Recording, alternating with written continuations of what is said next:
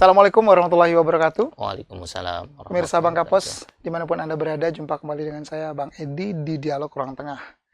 Edisi spesial kita jelang Pilkada 2025. Kali ini, saya sudah bersama dengan tokoh yang luar biasa, tokoh PKS lah saya bocorin, yang sangat-sangat famous. Terutama tidak hanya di Bangka, tapi di Bangka Belitung nih. Assalamualaikum, Pak Waalaikumsalam. Haji Aksan Pisawat. Siap, Bang Edi. Sehat selalu. Apa kabar? Sehat ya? Alhamdulillah. Sama-sama sehat. Siap. Walaupun puasa tapi nggak kelihatan kayak puasa. Jangan ditampakkan. Oh gitu. Pak Hasan, Ya, Pak Hasan jelang Pilkada 2025 tentu jadi momentum yang tidak hanya milik Kabupaten Bangka, tidak hanya Bangka Belitung, tapi juga jadi perhatian Indonesia. iya. Tapi saya belum mau ke situ, saya mau tanya. Pak Aksan ini muncul di beberapa media, kemudian di akun personalnya. Pak Aksan juga menyatakan, iya saya mau ikut dalam bursa kali ini. Siap. Seperti apa nih Pak Aksan? Iya, iya. Bismillahirrahmanirrahim. Jadi Bang Edi, saya ini alhamdulillah sudah di Dewan Provinsi itu 4 periode. Jadi dari sisi umur, dari sisi pengalaman, saya pikir kita ini harus lebih bermanfaat ya. Khairun nas anfa'uhum linnas. Jadi sebaik-baik manusia itu yang bermanfaat bagi yang lain. Jadi kalau saya mikir diri sendiri, saya comfort zone, saya nyaman di Dewan kan, tidak ada tantangan, saya masih Dewan di 2029. Tetapi kondisi saat ini di Bangka itu karena kota kosong yang menang, itu tanda kelahiran saya putra asli Bangka, saya merasa tertantang gitu Bang Edi. Itu sementara Bang Edi. Kapan kemudian rasa itu muncul? Kenapa baru sekarang? Kenapa tidak kemarin-kemarin? Oke, sebenarnya saya ini orangnya soft ya, artinya tidak frontal. Saya lihat kondisi saat ini, tokohnya nggak ada. Kalau ada yang baik, silakan aja. Dengan sisi manajemennya, sisi merangkulnya, sisi membangunnya, ya sama-sama membangunnya ada, saya persilakan gitu. Tapi menurut saya belum muncul itu, maka saya Bismillah, ayolah kita sama-sama bangun. Karena kalau kita tidak memberi kontribusi ya dengan pengalaman kita di bidang manajemen, bidang pemerintahan ya, kita zolim kepada anak cucu kita nanti gitu. Kalau Bangka terus merana, terus susah seperti sekarang, ya siapa disalahkan kalau kita mungkin ya salah satu kita berpikir positif bahwa ini momen yang tepat setelah kota kosong tadi menang gitu Bang Edi. Seserius apa seorang Pak Hasan untuk benar-benar Oke, kalau ditanya seserius apa ya jawabannya? 100% serius. Kenapa? Karena sudah mendukung semuanya, ya dari pengalaman, ya pengalaman tadi saya bilang pengalaman di manajemen ya, saya konsultan manajemen, ya saya sudah belajar tentang ilmu kehidupan, ilmu agama. Di PKS kan tidak kurang-kurang belajar agama, belajar ilmu sosial, bermasyarakat, ya ilmu membangun, ilmu ekonomi, ya. Saya pikir daripada mohon maaf kalau dipegang orang yang nggak ngerti tentang ekonomi misalnya, bagaimana penghematan, efisiensi. Saya pikir Bismillah lah kita ikut aturan yang ada. Ini menurut saya peluangnya besar karena saya putra asli Bangka. Saya juga udah pengalaman dari Bangka dapilnya. Saya tiap 5 tahun saya juga ngubek-ngubek di Bangka. Nah, itu yang mendorong saya dan teman-teman juga, orang tua juga. Ya sudah Bismillah. Keluarga juga sudah ikhlas. Ya sudah. Kenapa saya berhenti dari Dewan, kan harus ada kaderisasi juga gitu Bang Edi. Jadi saya pikir tadi saya di awal berkata saya ini soft, artinya tidak ada dipaksa gitu, tidak ada yang memaksa. Ya ayo dengan kesadaran kita Bismillah, selama itu baik buat amalku, buat masyarakat, buat ibadahku, buat akhiratku, ayo Bismillah. Kenapa enggak? Ini kan sesuatu yang positif gitu. Oke. Berarti kan selama ini Pak Hasan sebenarnya soft dalam artian mengamati Iya, selalu nih iya, seperti apa, dan mungkin ini momentum yang tepat betul untuk sekali. seorang Hasan benar-benar maju. Tapi ada item-item tertentu tidak yang kemudian yang menjadi motivasi paling besar sehingga wah udah nih, ini timing yang paling pas, gua harus maju. Iya, saya lihat karena ekonomi ya, ekonomi kita terpuruk. Ya, ini indikator yang saya baca bahwa Kabupaten Bangka itu semestinya kabupaten tertua di Babel ini, masa terendah pembangunan ekonominya. Yang nomor satu kan Bangka Barat indikatornya. Jadi potensi tentang pertanian, pariwisata, ya, potensi UMKM dan lain-lainnya ini tidak terbangun gitu. Kenapa? Karena mohon maaf ya kalau kita langsung, itu faktanya sudah dipimpin orang, tetapi faktanya masyarakat menjerit. Bahkan untuk gaji honor ya, informasinya itu dibayar setengah. Jangankan untuk bahasa Bangkanya mucak jalan, bayar gaji honor nggak ada duitnya gitu loh. Itu kan artinya ini kebangetan gitu kita ini.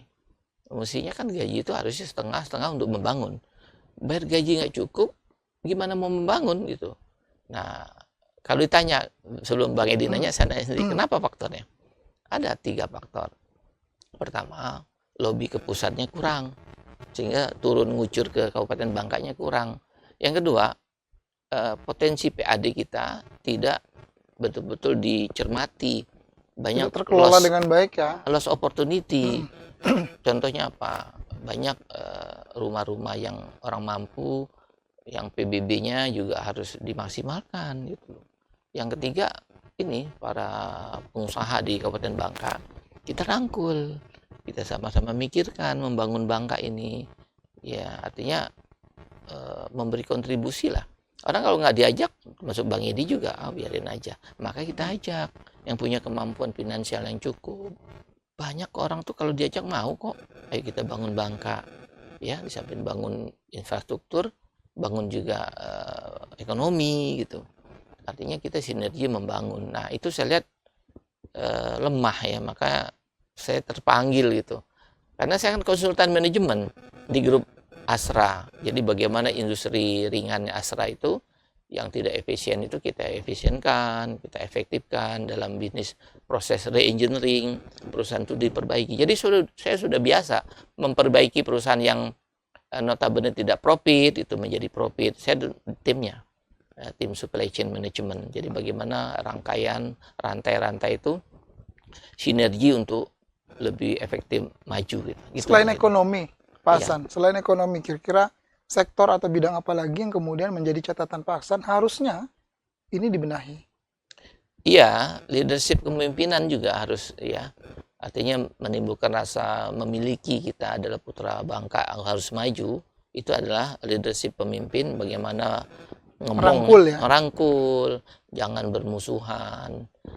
Itu saya melihat ya harus ditingkatkan ya, di samping ekonomi yang sekarang indikator terbesar ekonomi ya, masuk lapangan pekerjaan, kesehatan, pendidikan, itu kan pangkal dari ekonomi.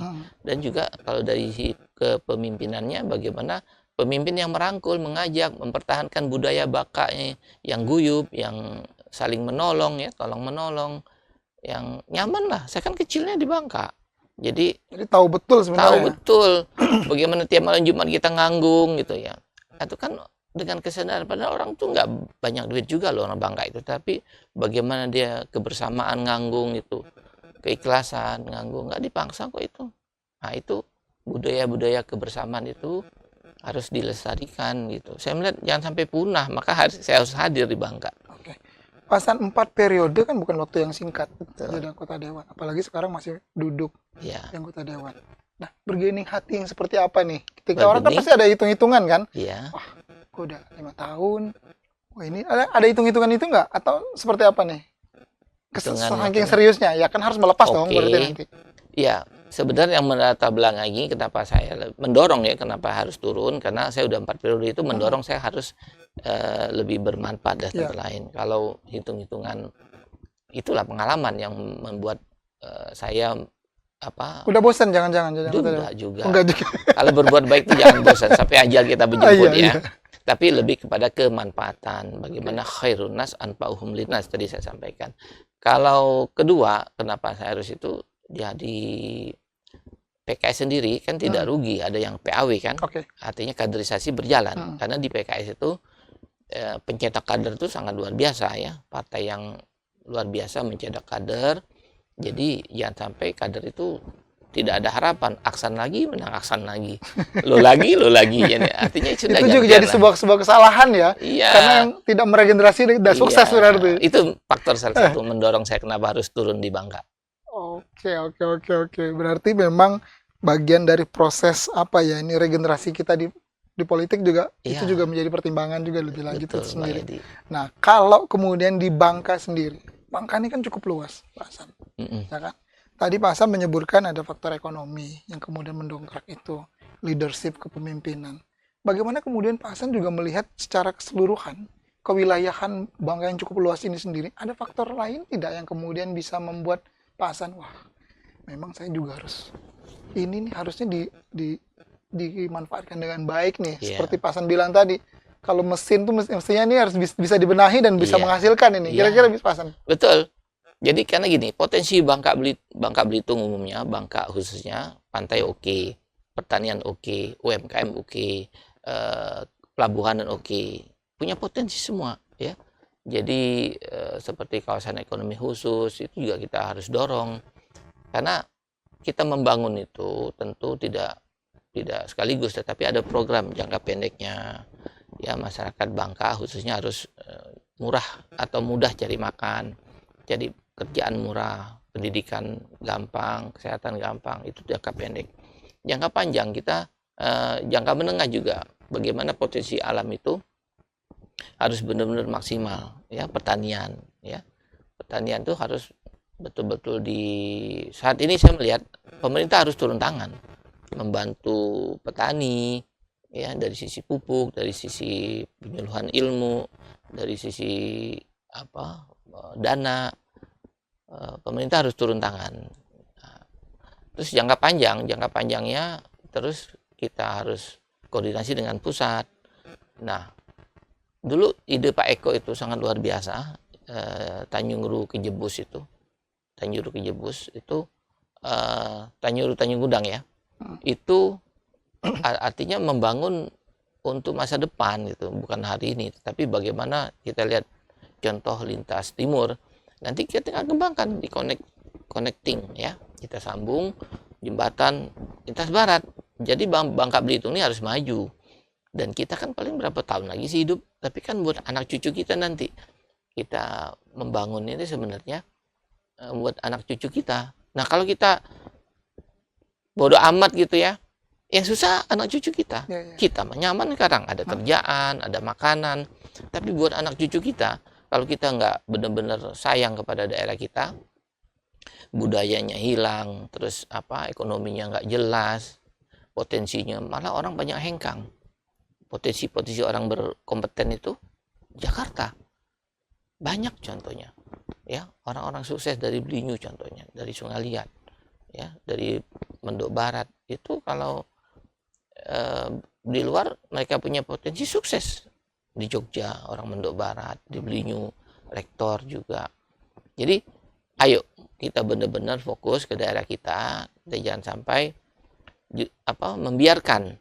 Nah ilmu itu kita brainstorming kan, jadi orang-orang Bangka yang di luar Bangka yang pintar-pintar tuh kita minta sarannya. Ayo saran bagaimana kita mengembangkan. Kita nggak boleh one man show ya, kita merasa hebat sendiri. Kita sama-sama merangkul untuk membangun daerah. Iya, jadi yang kecil kita bantu, yang punya kelebihan harta, kelebihan ilmu itu memberi saran. Ya, kita guyub. Saya yakin lah, kalau kita semua punya perhatian khusus kepada Bangka ini, saya yakin akan pulih Bangka. Akan pulih. Saya yakin benar. Karena potensi itu ya seharusnya gemah ripah lodinawi gitu, Bangka khususnya.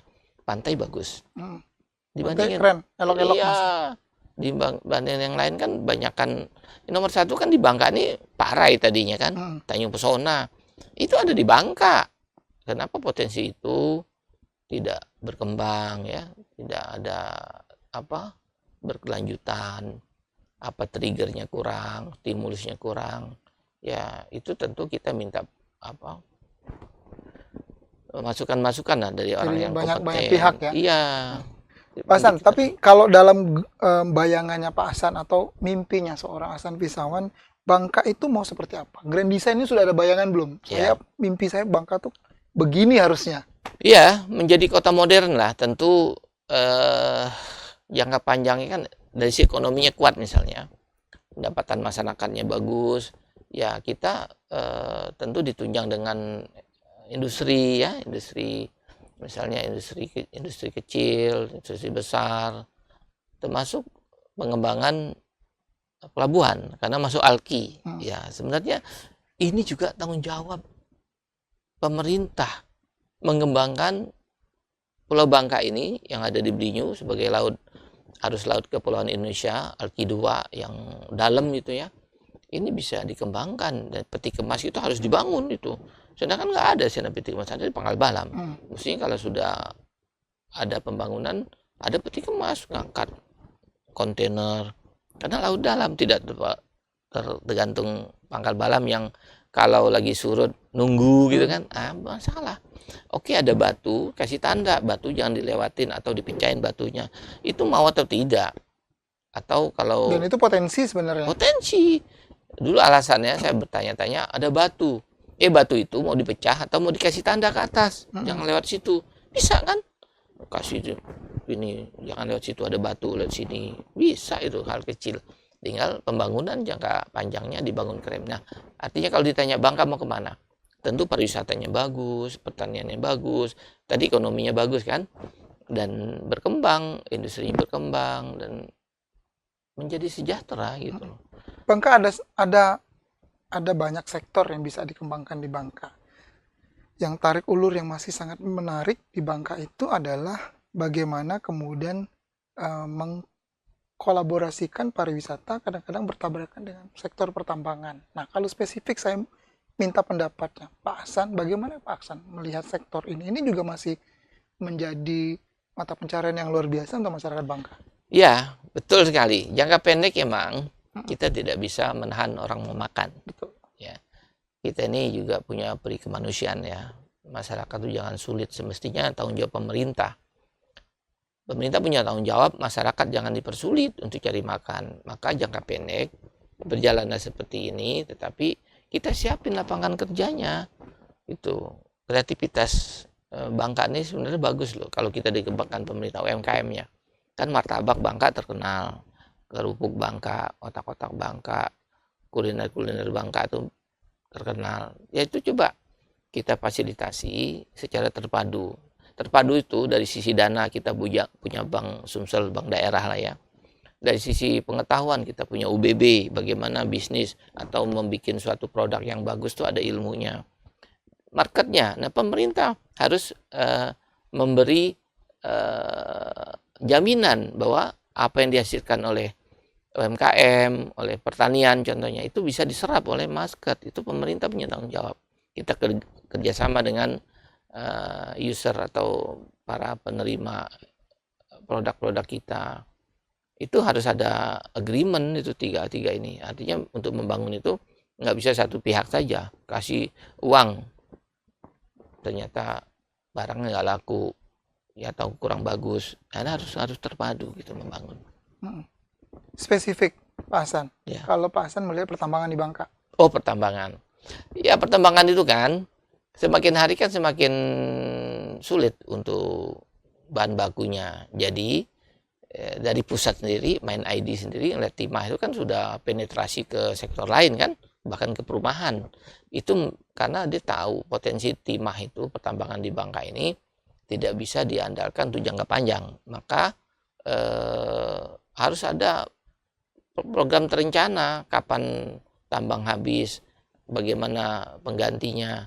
Nah itu tadi salah satu pertanian kita bagus, ya tanah kita subur dan kita punya potensi UMKM, maka ditambah lagi dengan industri. ya, mesti industri kerajinan, industri ringan, baru industri hilirisasi timah, atau kalau bisa ya kita bisa bikin produksi kalau pelabuhan kita udah siap, infrastruktur untuk pabrik siap, misalnya di Belinyu ada kawasan industri misalnya, itu bisa untuk jangka panjang kita produksi sesuatu, bahan bakunya banyak, pasir kita bagus gitu kan, dan juga bisa sebagian kita import dari yang lain, dari lain daerah. Dan juga sawit ini kan menjadi potensi kan, B30, B50, dan juga menjadi potensi gitu kita untuk mengembangkan daerah kita. Berarti pertambangan bukan masa depan Bangka? Tambang kan semakin hari semakin habis, semakin habis. Jadi artinya, oke, sekarang sih nggak bisa kita tutup mata ya, ada masyarakat masih bertambang ya, tetapi jangan sampai merusak juga. Tetap harus ada aturannya. Tapi jangka panjang kita tidak bisa tergantung kepada tambang. Maka substitusi atau peralihan ini juga harus diperhatikan oleh pemerintah. Jangan sampai masyarakat nggak mengasih alternatif, ya, pemerintah tidak ngasih alternatif penghasilan kepada masyarakat. Masyarakat kan alami gitu loh, alami nyari makan dari kalau nggak pertanian ya UMKM, kalau nggak tambang yang lebih instan. Tetapi kan lama-lama yang instan ini pasti akan habis, itu susah lah, tanda petik memang habis itu. Nah, maka pemerintah harus memberi solusi gitu loh. Jangan sampai terserah masyarakat mau nyari makan sendiri, nggak bisa. Harus memfasilitasi. Pemerintah harus hadir untuk harus itu. Hadir. Pertanian, UMKM harus hadir, pariwisata harus hadir bersama masyarakat. Nggak bisa. Industri harus segera. Kita lihat pertumbuhan penduduk kita. Alaminya emang, adaptasinya, masyarakat kalau susah hijrah, ya kan itu alami gitu. Ya. Karena pemerintah tidak hadir di peluang-peluang itu, memberi peluang-peluang usaha untuk masyarakat. Maka kalau instan sudah habis, tidak ada pertanian, tidak ada, UMKM nggak bisa, nggak punya bakat, hijrah. Itulah hukum alam. Pak Hasan yakin Bangka bisa melewati itu? Bisa. Melakukan itu? Saya yakin bisa. Ya. Leadership tadi sepertinya? Iya, yang akan mengambil peran penting? 3 faktor tadi, ya, yang harus dilakukan jangka pendek oleh pemerintah. Ya, kita harus lobby di atas, walaupun di efisiensi, tetapi masih ada, ya, walaupun berkurang. Yang kedua, para yang punya kelebihan nih, pengusaha di Bangka ini kita kumpul, ya, yuk kita pikirkan bersama. Yang ketiga, potensi PAD kita jangan sampai tidak diperhatikan bocor-bocor ini. Saya udah ada data, contoh, kalau internal control kita, tidak boleh kita tolerir, kita menyerah kepada keadaan. Tapi kalau external control, itu depend on orang lain ya, tergantung orang lain. Tapi kalau internal control kita harus maksimal.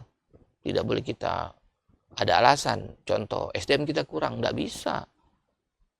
Ya, misalnya alat kita kurang, dengan duit ada, itu harus kita penuhi. SDM kita, peralatan kita untuk menunjang mendapatkan PAD. Contoh, saya ada contoh.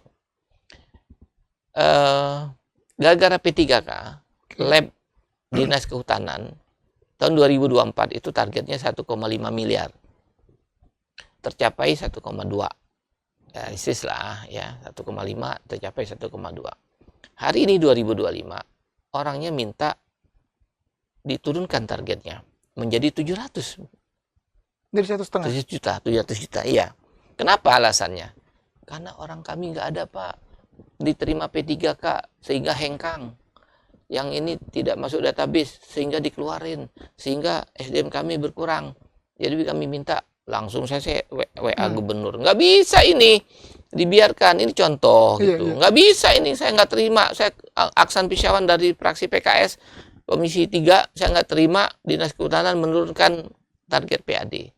Itu artinya leadership kita, kebocoran-kebocoran itu harus masa sampai dia nggak punya atasan apa? Dia langsung ngadu ke saya. Dia kan punya atasan, punya kasih, punya kabit, punya kepala dinas. Masa hal sepele gitu harus dewan, kecuali hal yang krusial, kita kebijakan. Itu kan hal yang gampang dicerna, tidak boleh berkurang targetnya. Justru kalau bisa lebih kan? Iya, karena objek pajaknya bukan masyarakat kecil. Objek pajaknya perusahaan kelapa sawit, ya perusahaan-perusahaan yang dites pencemaran lingkungannya, airnya, udaranya, tanahnya. Itu kan perusahaan yang tidak bermasalah dalam konteks keuangan, kecuali masyarakat kecil nggak punya uang, ya itu kita harus bantu subsidi silang. Nah itu contoh. Maka kebocoran-kebocoran itu tergantung pemimpinnya, harus jeli melihat kebocoran PAD itu. Jangan sampai PAD kita menurun karena ekonomi turun. Ya udahlah, diikutin. Ya udahlah. Gitu. Ya udah saya ikutin deh setengah aja gitu kan. Padahal akar masalahnya ada juga yang keteledoran dari pengelola atau pemerintah. Di samping emang secara umum ekonomi kita turun, tapi ada hal-hal potensi kebocoran-kebocoran itu harus kita tutup dari sisi manajemen kepemimpinan gitu, Pak Bang Edi. Gitu Bang Edi. Berarti selain itu, kalau catatannya Pak Hasan, potensi PAD yang belum maksimal dijalankan di Bangka apa saja? Oke. Contoh ya, saya dapat pelajaran dari Plaben itu. Mereka bayar PBB, jalannya nggak beres. Artinya pemerintah itu duit dari bayar PBB itu untuk pengaspalan jalan ya secara berkala, mana yang paling rusak duluan lah. Nah itu tidak semuanya bayar PBB, artinya dibiarkan. Emang di Indonesia kan peraturan berubah-berubah, tapi ada yang bayar PBB, ada yang enggak. Artinya itu potensi satu, loss opportunity PBB. Terus dari sisi retribusi, itu retribusi kan nggak jelas sekarang, banci. Ini siapa yang, ini kemana arahnya? Maka itu juga perlu leadership ya. Jangan sampai potensi retribusi itu tidak maksimal gitu. Selama ini kan ya saya melihat ya di kacamata saya boleh saja berbeda, tetapi potensi retribusi itu masih banyak bocor menurut saya. Terus ya iklan-iklan itu kan potensi daerah punya. Terus PBB itu antara lain ya, harus kita benar-benar potensi PAD itu dicermati, dirangkul lah, orang tuh jangan dipukul, dirangkul, punya kesadaran, diajak, kalau bahasa Bangka diulon lah, dia nyaman, enak gitu. Pak Hasan, penting tidak menurut Pak Hasan bahwa setiap daerah juga harus punya ikonnya masing-masing di setiap wilayah di Kabupaten Bangka? Itu masuk dalam ide brilian Pak Hasan nggak nanti? Iya, ya kita mau di Bangka ya, khususnya pertanian tuh unggul ya. Ya misalnya pertanian di desa di wilayah ini punya pariwisata di sini gitu. Contoh ini kita mengembangkan daerah maksudnya. Contoh Mendo Barat ya, Paiben lah contoh. Ini kan daerah agamis. Kita kembangkan, bikin peraturannya supaya berkembang, kasih dana sedikit. Misal peraturan anak-anak usia belajar tidak boleh keluar habis maghrib, harus belajar, kasih subsidi duit, mereka berkembang. Itu contoh. Artinya pertanian, wah ini potensi sawah, kita lihat apa masalahnya. Jangan sampai nggak punya potensi, ngabisin APBD doang, APBN doang, hanya proyek oriented. Itu juga menjadi harus diperhatikan, kearifan lokal. Bangka memang dari pertanian saya lihat harus dikembangkan memang, karena sawit juga potensi ke depan. Masyarakat bisa saja kita subsidi, yang punya lahan kita data, nggak punya modal, kita kasih bantuan kecambah bibit yang bagus. Itu kan peran pemerintah. Terus pupuk, tetap pupuk subsidi kita salurkan, artinya benar-benar tepat sasaran. Selama ini kan saya nggak melihat itu gitu, pendataan yang bagus. Bahkan masih ada data BPJS atau dana dari KIP yang bantuan sekolah itu banyak yang tidak direct man on direct place. Itu masih banyak orang bilang orang kaya dapat bantuan, kami susah, jando, rumah ada bagus. Masih ada keluhan-keluhan itu terdengar ya. Itu mesti kan hal sepele itu. Apa sih buat ini mental ya, mental pelayan itu harus ditingkatkan. Itu kan masalah mental pelayanan. Bagaimana pembaharuan data. Kalau benar buktikan, langsung speak by data gitu, kita langsung angkat, jangan sampai nunda-nunda, jangan sampai ditunda-tunda berkembang informasi negatif. Ya nggak positif buat kita. Oke, jadi Pak Hasan siap untuk menghibahkan diri untuk melayani masyarakat. Nah, mewakafkan, mewakafkan untuk digunakan membangun Bangka. Sebenarnya itu lebih penting, karena Kalau lihat saya egoisnya, saya dari Dewan. Ternyata 2009, 29 saya masih Dewan. Saya masih punya gaji. Tetapi apa yang terjadi? Bangka memanggil gitu loh. Karena kelahiran saya di Bangka. Saya lahir oe-oe di Bangka gitu. Jadi saatnya Ahsan Fisyawan untuk maju dan berjuang bersama masyarakat. Iya, jadi salah satu harapan baru tuh Aksan Fisyawan untuk Bangka lebih baik. Makanya berkawan ya. Berkawan bersama Aksan Fisyawan kita bangun Bangka lebih baik. Baik. Baik pemirsa, itu tadi kita sudah lihat bagaimana isi pikiran, ya, isi ide gagasan seorang Ahsan Fisyawan untuk Bangka. Jadi Anda semua bisa tahu lebih dalam soal itu. Kita geser nih, Pak Hasan. Selain itu tentu perjalanan untuk nanti di pencoblosan kan masih lumayan panjang nih, Iya. ya kan? Sejauh ini komunikasi politik seperti apa? Baik. Kita kan berawal dari gini, Pilgub kan kita menang. Oke. Ya, ada beberapa partai, tokoh partai juga sudah komit ya secara verbal bahwa dia siap dukung karena dia juga melihat saya dan pengalaman saya nggak pernah bermasalah dengan orang, saya merangkul gitu loh. Tentu saya tidak kasar, maka saya kita musyawarah baik-baik kita laksanakan. Jadi komunikasi partai itu kita dengan beberapa partai sudah komunikasi bagus dan kita juga hampir tiap hari kita dialog bagaimana kalau bisa jangan sampai kita boros dalam hal potensi dalam pilkada ini. Karena kita ingin membangun, kita sama-sama membangun, ayo beri kontribusi. Jadi itu juga saya pikirkan, jangan sampai orang nanti ada yang berdarah-darah, dia kalah gitu. Kalau yang belum siap, ya kita juga harus antisipasi. Ayolah kita musyawarah, beri ide untuk membangun. Nah, komunikasi itu jalan terus. Sejauh ini masih jalan terus? Jalan. Intens? Dengan banyak semua partai kah? Atau Semua beberapa partai? Semua partai. Hampir semua partai lah. Terutama yang kita berkoalisi di Pilgub kemarin. Itu kita sudah menjalin komunikasi cukup bagus. Sudah berkomunikasi satu atau dua? Kalau udah, kalau Pasan tetap posisi tetap satu? Nomor satu. Kalau saya nomor satu, kalau nomor dua saya mendingan di Dewan aja. Saya memberi saran aja. Yang nomor satu, misalnya saya ada nomor dua, nomor satu kan bagus berarti ya. Saya realistis, ya silakan saya kasih ide aja. Saya tetap di Dewan saja, selalu saya nomor dua. Kenapa? Tidak maksimal saya berkarya kalau saya nomor dua.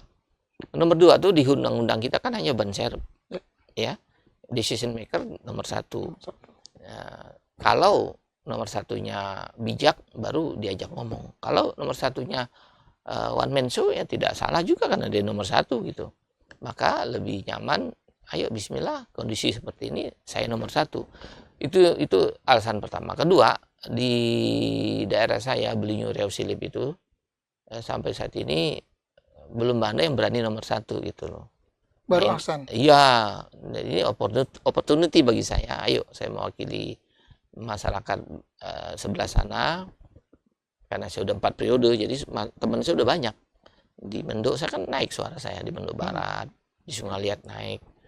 Ya, di Mendok lah, saya potensi sangat bagus karena saya dekat dengan para ulama, para tokoh-tokoh di Mendok Barat.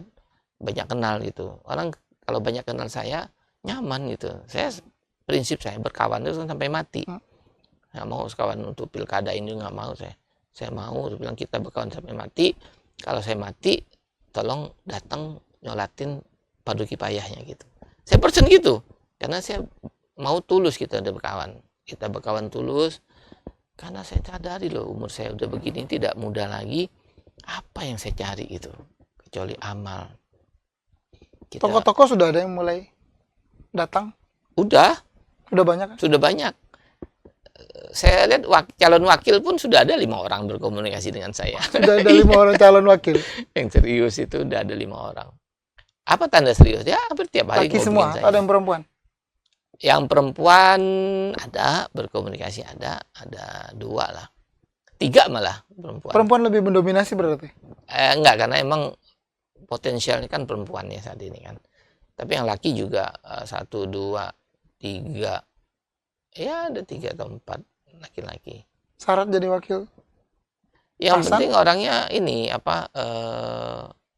inilah punya punya kemauan untuk membangun, open mindsetnya terbuka ya, untuk bagaimana kita ngelihat kondisi, jangan mudah menyerah, ya, mau kerja keras untuk membantu masyarakat Bangka yang lagi tidak baik-baik saja. Seorang Hasan ada incaran tidak?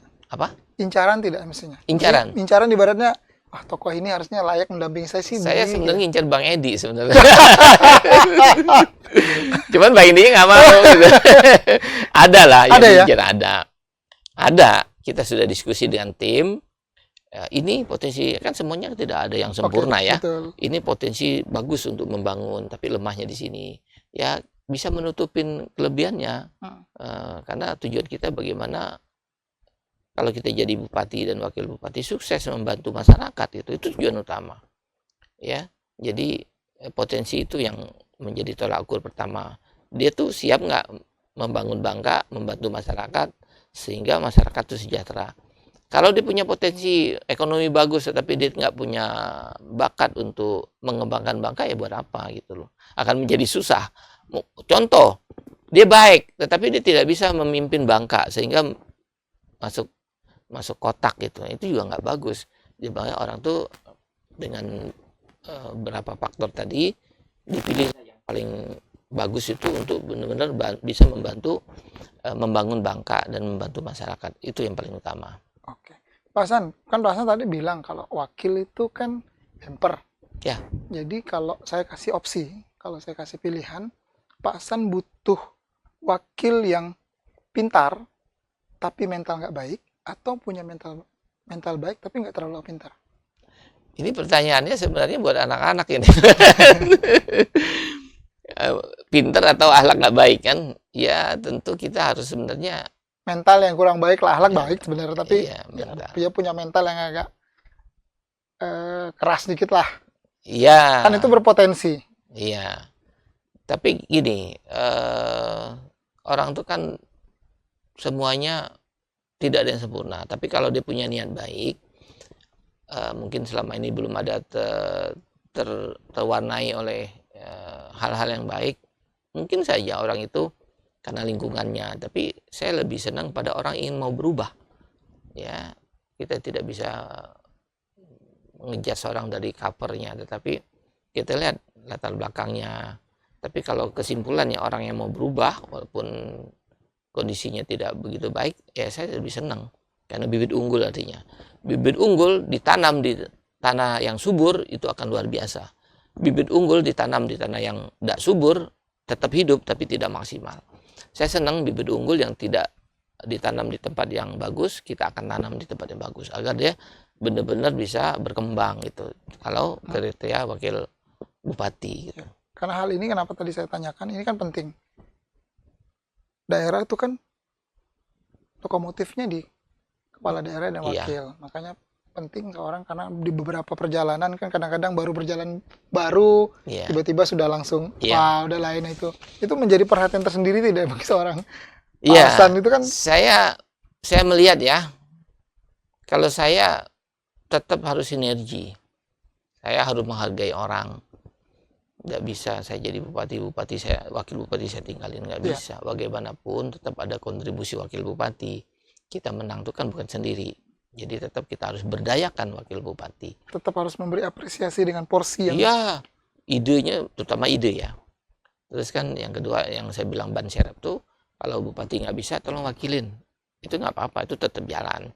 Tetapi bagi saya bagaimana kita memberdayakan wakil bupati ini, idenya, gagasannya, potensinya untuk membangun. Saya nggak mau misal saya jadi bupati, ditakdirkan Allah, wakil bupati kamu diam aja. Jangan, harus berkarya. Dan dia diakui, dia ada gajinya, dan juga ada kinerjanya dituntut oleh gaji itu gitu. Harus benar-benar sama-sama sinergi membangun gitu, harus membantu saya. Pak Hasan kan diuntungkan karena Pak Hasan sebagai ketua DPW PKS untuk tiketnya aman berarti ya. Iya, di dunia ini kan nggak ada yang aman. Paling tidak persentasenya sudah di atas 50%. Iya, iya sih. Secara partai sih sudah ada keputusan musyawarah ya. Kita kan PKS itu kan musyawarah, bukan one man show. musyawarah sudah memutuskan dari DPD, dari DPW, ya bismillah lah. Tapi kan kita juga ini kan menjemput takdir ya. Tapi kalau takdir nggak dijemput kan juga kita bagaimana gitu ya. Agak logika kita susah. Nah, kita ingin menjemput takdir, mudah-mudahan yang terbaik. Saya selalu berdoa, ada sama dalam sholat ittiharoh tadi kan minta ada unsur agamanya. Ya Allah, kalau ini bagus untuk masyarakat Bangka, untukku, ya menjemput takdir ini mudahkanlah. Tapi kalau nggak bagus buatku, buat masyarakatku, jauhkanlah. Saya juga tidak ambisi kalau nggak bagus buatku. Jadi benar-benar kita ikhlas, plong. Ayo, kita ingin membantu masyarakat, ingin supaya Bangka ini maju, sejahtera. Mudahkanlah ya Allah gitu. Tapi kalau buat saya nggak bagus, buat saya misalnya, nggak usah lah. Berarti dalam lobby politik mungkin saja tiket ini akan ke orang lain juga. Sangat cair kan? Sesuatu itu kan manusia bisa jadi, tetapi kan kita ikhtiar yang terbaik ya. Tapi kalau nggak ada masalah, ada sebab akibat, saya nggak ada masalah, saya tetap maju, nggak ada masalah. Contoh, saya tiba-tiba dipanggil oleh Allah kan lain masalahnya. Kalau itu ya beda itu.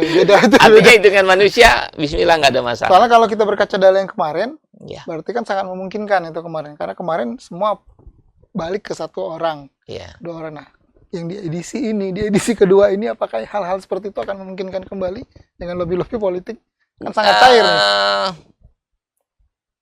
Saya mau cerita tentang pilkada sebelum ini ya, Ya. yang Kota Kosong menang.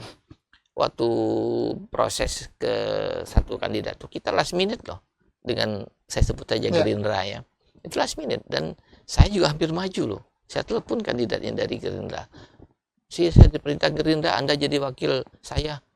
Maaf Pak Aksan, saya udah berkomunikasi dengan si A, jadi nggak siap. Ya enggak, ya sudah, saya juga nggak ambisi. Tapi kalau bilang ya siap Pak, maju kita kemarin 2 pasang nggak jadi Kota Kosong. Itu sudah datang ke rumah saya pulang haji kan. Datang ketua Gerindra ke rumah, saya sambil ngasih oleh-oleh haji. Udah Pak Aksan urus PKS, wakilnya Gerindra saya urus, nggak usah pakai mahar. Kita ada mahar, kita buat tempur di lapangan. Bismillah, saya bilang, ini mungkin petunjuk Allah, saya bilang.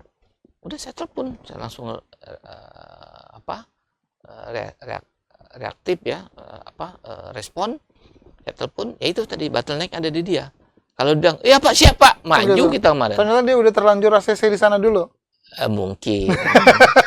Tapi untuk kali ini kelihatan berat lah. Partai-partai juga kan ingin menyelamatkan muka partainya, Betul. wajah partainya. Jadi tidak mungkin lah di satu, kemungkinan pikiran saya sih tidak mungkin terjadi 2 kali ya. Iya. Di samping tidak mungkin itu banyak faktor, apa nggak punya malu gitu kan partai-partai. Yang kedua, pemerintah daerah sendiri udah nggak punya duit untuk pilkada ulang terus. Itu kan masalah gitu. Kasihan. Yang susah masyarakat. Sesungguhnya duit pemerintah yang untuk penyelenggaraan pilkada itu berasal dari rakyat. Hati rakyat gak susah kalau pilkada ulang. Mending kan mucak jalan duitnya daripada pilkada ulang. Ini kan pengetahuan seperti ini harus disampaikan kepada kita semua. Daripada pilkada ulang lagi ketiga atau keempat atau kelima, mendingan mucak jalan kita banyak rusak, mendingan ngasih duit orang susah makan gitu. Ketimbang ngeluarin kos politik. Iya, jadi ini kan hal umum ya. Kenapa sebenarnya rugi itu rakyat pilkada ulang ini, tapi ini realistis, ini kan pengetahuan. Karena butuh sekian miliar. Nah, duit itu dari mana? Bukan duit dari langit, duit dari pajak-pajak masyarakat loh. Gitu. Tapi Pak Aksan juga memastikan tiket PKS pasti tidak akan kemana-mana, tetap ke Pak Aksan? Oh itu, bismillah. Hari ini sih keputusan sudah tertulis ya. Tidak kemana-mana, karena sudah ada, saya udah tertulis sudah ada. Kecuali masih janji-janji, ya itu yang jadi masalah. Sejauh ini oke? Oke, tertulis sudah ada. Tidak mau kita yang kedua kali, seperti yang pertama. Ya, tetapi itulah hitungan manusia. Yang eksternal kontrol yang saya nggak bisa kontrol. Kalau internal kontrol kan di PKS dan sudah ada tulisnya. Itu internal kontrol insya Allah sih 100% sudah ada tertulis ya. Kecuali saya meninggal tadi. Tapi kalau eksternal kontrol, kalau belum ada tertulis, itu saya juga belum bisa menjamin kan eksternal kontrol di luar kemampuan saya tuh partai lain. Tetapi selama ini kita berkomunikasi masih komit gitu. Bahkan ngajak ketemu pun saya kan bisa menilai orang ngajak ketemu berarti inisiatif ada di dia. Oh ya, dia masih menghargai kita gitu. Bukan kita ajak malu mau, kita ajak baru mau. Bukan. Dia ngajak ketemu. Artinya proaktif dari dia itu indikator bahwa orang itu komit gitu. Ada timbul dari kesadaran diri dia sendiri dari dalam ngajak kita ketemu berkomunikasi gitu. Bang Edi yang baik Pak Hasan, hati. kalau berandai-andai Pak Hasan benar-benar maju nanti di Agustus, kemudian Pak Hasan membayangkan yang paling layak atau hitung-hitungan politik Pak Hasan untuk menang, head to head atau lebih dari 2, 3, 4? Head to head lebih layak. Lebih Karena menguntungkan. surveinya saya sudah pegang survei awal, nanti akan 3 kali survei. Lebih sedikit cost-nya dan peluang menangnya ada karena survei awal saya sudah melihatnya. Ya, kita ikhtiar ya. Kita juga nggak berjumawah sombong gitu kan. Kita nggak tahu ujungnya apa, tetapi kita ikhtiar saja. Kalau Allah merestui, mengizinkan, mudah itu. Bagi Allah itu mudah. Ada aja jalannya. Woi, ternyata kebaikan saya dikenal orang gitu kan. Salah satu dari Bangka Pos misalnya. Dengan podcast ini, ternyata Pak Aksan orangnya begini-begini nih, nyaman. Kan sebenarnya orang nggak kenal. Siapa sih Aksan itu orang mana kan? Nah, kalau kalau Allah meridhoi, merestui, mudah itu. Ternyata yang kita omongin ini ditonton semua masyarakat Bangka. Itu bagi Allah mudah. Itulah artinya diridhoi oleh Allah. Kebaikan yang ada di saya diketahui orang banyak, menjadi viral. Tapi sebaliknya, kalau Allah nggak meridhoi, ya sebaiknya gitu. Jadi kita berpikir positif, jalan aja, ikhtiar aja. Sekali lagi Pak Hasan, sebelum saya closing, sebelum saya tutup, Pak Hasan siap menghibahkan diri untuk Kabupaten Bangka? Hibah wakaf, Pak. Wakaf? Jadi wakaf itu diberi. Kalau hibah itu Memberi. apa beda hibah dan wakaf? Hibah itu peruntukan udah jelas. Kalau wakaf tuh kasih. Oke. Di wakaf tuh tertentu ya. Hibah tuh dikasih ya. Jadi bebas Siap peruntukan untuk hibah. masyarakat Bangka. Yang penting siap untuk kemakmuran masyarakat Bangka. Jadi waktu saya untuk kemakmuran masyarakat Bangka. Baik. Pemirsa, sebelum saya tutup, saya kasih kesempatan untuk Pak Hasan closing statement Baik. masyarakat Bangka. Silakan Pak Hasan. Ya, baik. Ya, jadi seperadik semua, ayo kita dengan senang hati, kita sama-sama memberi kontribusi untuk kemajuan Bangka Belitung. Jadi kita semua punya tanggung jawab untuk memajukan Kabupaten Bangka. Kita tidak boleh membiarkan ya sekecil apapun kontribusi kita untuk membangun Bangka ini. Itu amal kita ya, karena akan dirasakan oleh anak cucu kita. Jadi kita semua berpartisipasi, jangan golput, jangan masa bodoh, kita sama-sama datang, saling mencari informasi, memberi informasi, kita guyup, kita pertahankan budaya kita harus maju bersama untuk lebih sejahtera untuk kita dan untuk keturunan kita. Gitu sementara. Baik, sekali lagi terima kasih Pak Hasan Sama-sama, untuk waktunya, Bang Edi. untuk ide-idenya. Siap, Semoga Bang Edi. apa yang sudah dicita-citakan bisa terwujud. Siap. Tentunya dengan dukungan masyarakat Bangka. Amin, Bang Amin, Edi. ya Rabbal Siap. Alamin. Sekali lagi pemirsa, terima kasih untuk Anda semua. Sekali lagi, itu adalah ide isi kepala dari seorang Ahsan Pisawan untuk masyarakat Bangka. Jadi bagaimana nanti ya Anda yang menentukan. Anda yang beri pilihan, walaupun masih panjang, masih jauh. Masih Agustus 2025. Kita ngobrol-ngobrol lagi, tentu nanti dialog ruang tengah akan hadir dengan narasumber-narasumber lain. Saya Edi, pamit undur diri. Assalamualaikum warahmatullahi wabarakatuh. Waalaikumsalam warahmatullahi wabarakatuh.